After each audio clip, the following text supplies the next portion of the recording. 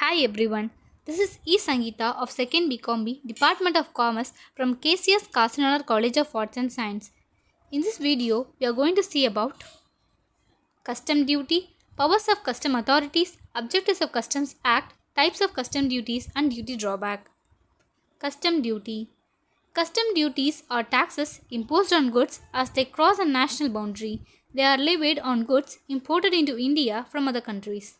It is governed by the Customs Act 1962. Article 246 of the Constitution of India, Parliament has the exclusive power to enact laws relating to custom duty. The levy of duties is regulated by the Customs Act 1962, while the rate of duties are fixed by the Customs Tariff Act 1975. Section 12 to 28 of the Customs Act provide for levy and collection of custom duty, but the Custom Act was first enacted in 1867. Custom authorities. Custom authority means the competent authority who is responsible for the administration and enforcement of customs law and regulations.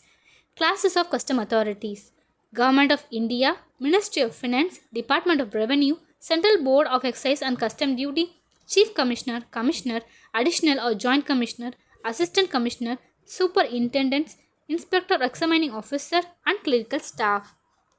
Powers of custom authorities: appointment of custom ports and airports. Under this, custom port and custom airport. Custom ports and airports, which alone shall be custom ports or custom airports, for the unloading of imported goods and the loading of export goods or any class of such goods. Inland container depot. The places which alone shall be inland container depot for unloading of imported goods and loading of export goods. Land custom station. The places which alone shall be land custom stations for the clearance of goods imported or to be exported by land or inland water.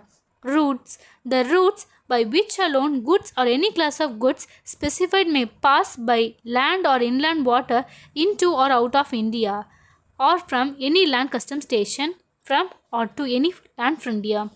Coastal port. The ports which alone shall be coastal port for the carrying on of trade in coastal goods or any class of such goods with all or any specified ports of India. Appointment of landing places and specifying limits of custom area. The Commissioner of Customs may approve proper places in any custom port or custom airport or coastal port for the loading and unloading of goods. Power to declare places to be warehousing stations. The custom board may, by giving notification in the official gazette, declare places to be warehousing stations at which alone public warehouse may be established and private warehouse may be licensed. Appointment of boarding stations. The Commissioner of Customs may, by giving notification in the official gazette, appoint in or near any custom port a loading station for the purpose of boarding of or debarkation from vessels by the officers of customs. Next, objectives of Customs Act. The main objective is to safeguard the domestic trade. To safeguard domestic trade by imposing duty on imported goods. Reducing import. The objective of the customs is to discourage import. Revenue resources. To levy and collect adequate revenue resources for the economic development of India. Protection of Indian industry. To protect Indian industry in the interest of trade, commerce and economy. Prevention of smuggling activities. To provide necessary powers to the central government to prevent smuggling and illegal activities. To prevent dumping of goods. To ensure that the home markets do not become a dumping ground for foreign goods. Next, types of custom duty. Basic custom duty. Basic custom duty is levied under Section 12 of Customs Act. Normally, it is levied as percentage on the value of goods. The rate of basic custom duty vary from different items. The general basic custom duty rate is 20%. The rate range 5% to 20% for different commodities. National Calamity Contingent Duty. This is called NCCD of Customs and is imposed from 2001. It is imposed on pan masala, chewing tobacco and cigarette.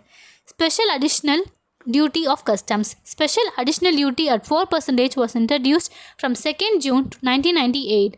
This additional duty was introduced to offset the effect of local sales tax payable by Indian manufacturers.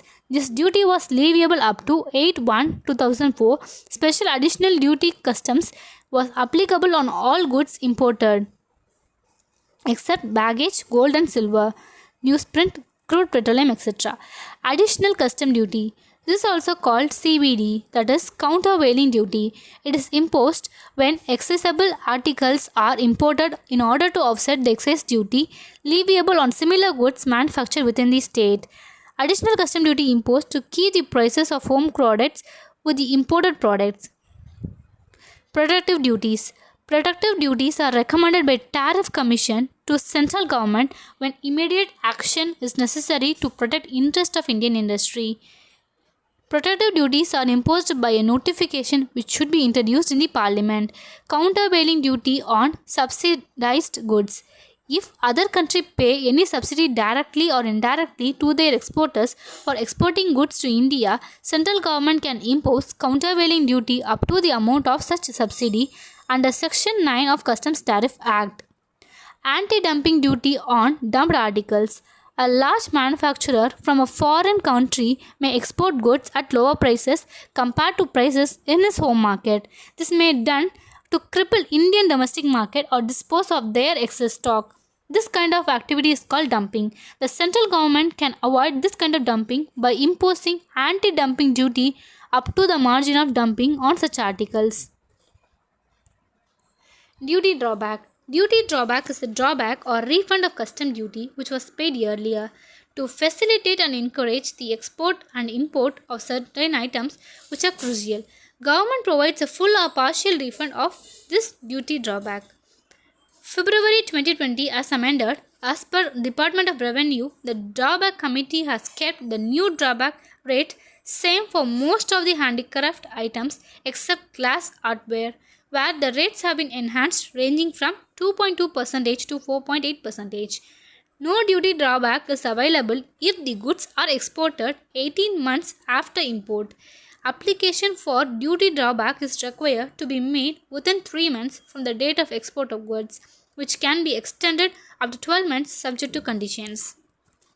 For example, duty drawback is a refund of duties, fees, and tax paid on goods imported into US that are subsequently exported from US, similar to how you are refunded sales tax.